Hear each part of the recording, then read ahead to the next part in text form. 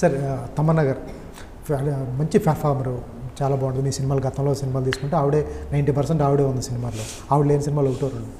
ఆవిడ ఈ క్యారెక్టర్ సరిపోతుంది కరెక్ట్గా అని ఎట్లా అనిపించింది? ఎందుకంటే ఫస్ట్ మీకే అనిపించాలి, నాకు అనిపించింది. తర్వాత తన కోసం రాసిందండి క్యారెక్టర్, తన కోసం రాసింది. తన కోసం రాసింది. ఇంకొక పర్సన్ని కనీసం ఫోన్ కాల్ కూడా చేయలేదు ఎవరికి. అలా ఎందుకు రాయాల్సి వచ్చిందంటే ఈ జర్నీలో తన పర్ఫార్మెన్స్ నాకు తెలుసు.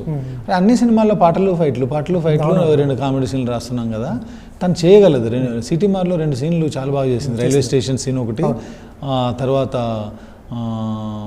గోపి గారితో కాంబినేషన్ సీన్ ఒకటి ఉంటుంది ఆ రిసెప్షన్లో. ఆ సీన్లు చూసినప్పుడు బాగా చేస్తుంది తను.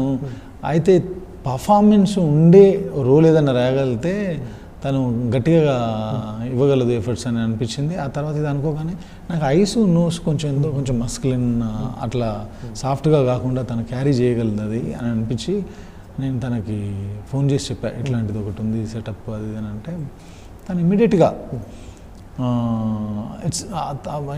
తన నోట్లోంచి వచ్చిన మాట ఏంటంటే ఇట్స్ బ్లెస్సింగ్ కైండ్ ఆఫ్. అసలు మీరు ఫోన్ చేస్తే నో అని చెప్పే అవకాశం ఉంటుంది ఆవిడ? ఇప్పుడు ఫోన్ చేస్తే నువ్వు అని చెప్పే వాళ్ళకి నేను చేయను ఫస్ట్. నేను చేయను, అందుకే కదా ఇంత లేట్ అవుతున్నాయి సినిమాలు.